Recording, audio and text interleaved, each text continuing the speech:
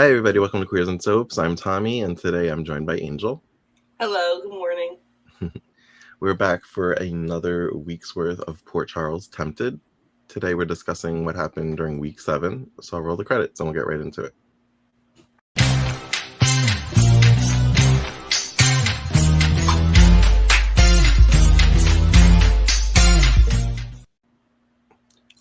This week was weird. Yeah, it was. We kind of got back into like all the regular drama. You know, everybody's not trusting each other. Mm-hmm. Kevin is very angry with Rafe. Mm-hmm.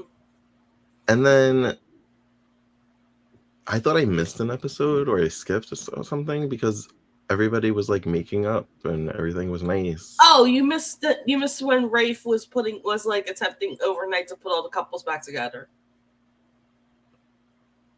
That happened in the first episode. Yeah. Oh no, wasn't it all dreams? Like, weren't they all dreams? It was like dreams. It was like it was kind of like an overnight thing. Like kind of, giving Brian Gaskell, I guess, a standalone episode or something. But we didn't know it was all dreams at first, right? Yeah, we didn't know. We did. I guess no, because it was sprinkle something, right? Oh. He would like sprinkle something over, like, and that's where he officially met Eve that we saw. So. All right. Yeah, so there was like you said, like a standalone episode of everybody dreaming that everything was great and they all trusted each other. Everybody was back together. Except for Jamal and Allison for some reason. I don't know why they left them out. Even though the whole probably because their influence is not with Caleb. I think it's more with Valerie. Yeah, it's more like Livy also kind of just like sprinkling in doubt here and there. That's true. I'm trying to think. Allison and Jamal really don't have any kind of like supernatural tie right now. No, no. Even though they were there. Yeah. The final showdown. The final showdown. We'll put that in quotes. Chris wants to run tests on Karen because he's fascinated with how fast she healed. Yeah. And she's not about that. I guess he had like a sample of her blood because he did have a test run. Yeah, I think so. And he said it's like mutating. Her genes or cells. Yeah, her cells are mutating. And I'm like, well, what does that mean? Does that mean she's becoming a vampire? Like an actual vampire? Yeah, because he says she could be sprouting teeth any minute. Yeah.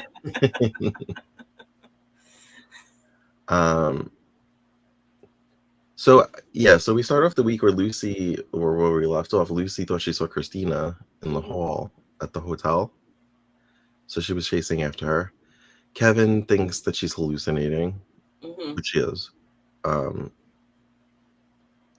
And the tail end of the week was her basically like trying to find Christina. This was really frustrating because I just wanted her to stop yelling. Yeah. But she's like, I have to find Christina. I have to find Christina. And she just like runs out, and I'm like, but where are you looking? Like, yeah, you don't have any leads. And then like there was a little girl who looked like Christina, but it was really somebody else's little girl. Are you just gonna run around Port Charles screaming Christina and hoping she hears you? And then Alexa's gonna be like, "Who's yelling out my baby's name?" Wait, I don't even think she was born at this point, so forget about that. Yeah, maybe. Ian and Eve are in the park, and the baby disappears. Yeah. And Livy has Danny. And she's like right there in the bushes. That is the quietest baby ever. That's almost like when she was all the babies and didn't cry. I mean, granted, I did see Livy going shh, like trying to like keep him quiet, but he wasn't making noise at all. No, he wasn't. Unrealistic, but this is supernatural and TV, so. She did this as a way to set Ian up. Yeah. I didn't know what she was going to do with the baby. I was like, does Caleb want the baby still? I think he does, yeah. Well, instead of playing all these games, why didn't she just take the baby to him and that's it? He would have his baby. Yeah.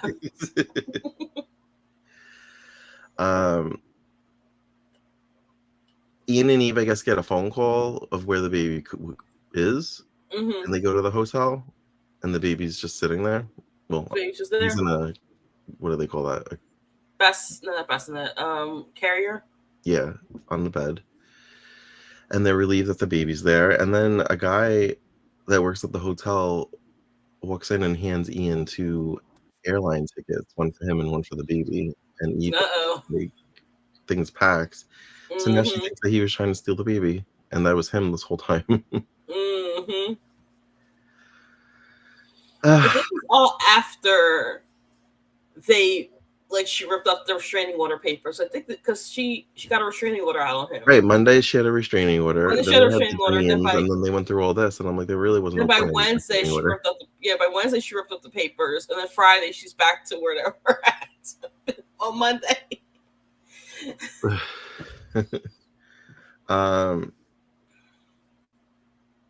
There wasn't much with Allison. She's still just like curious about this Valerie's baby. Mm-hmm.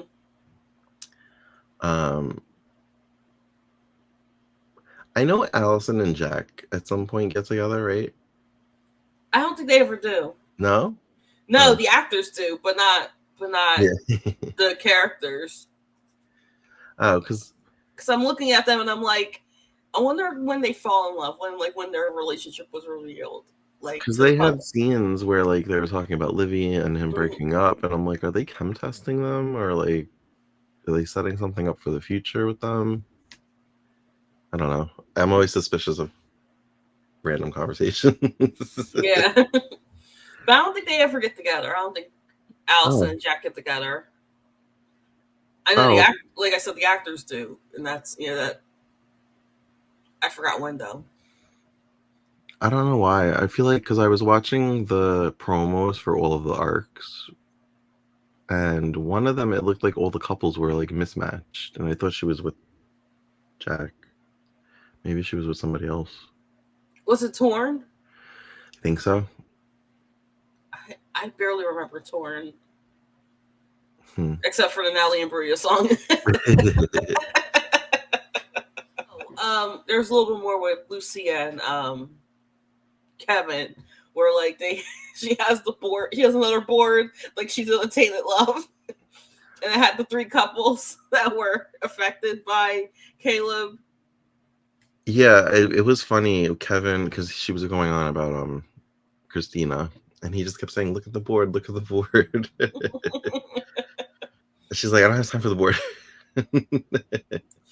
And then Scott was mentioned. Eve called Scott to. He wasn't seen, but Eve called Scott to basically to arrange the restraining order. Yes. Frank was kind of fluttering around also. Yeah, he was. He was helping to find the baby. Is that what was happening? They really don't use Frank that much, huh? Anymore. Oh yeah, like you would think that, like that with your girlfriend being a whole almost vampire. Sorry, I burped. A whole almost vampire, like you would be involved a little bit more. But like, I mean, I didn't watch it consistently, but I don't remember Frank having like a storyline of like any substance after Time in a Bottle.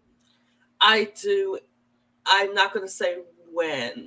Because first I forgot, second I don't want to spoil you. Okay. But it involves Livy. Oh, okay. I think it's like supernatural. It might be supernatural. Superstition. I'm sorry, superstition. Yeah, superstition. It's like that 3rd act breakup you see in movies. Oh yeah, but it's like every week.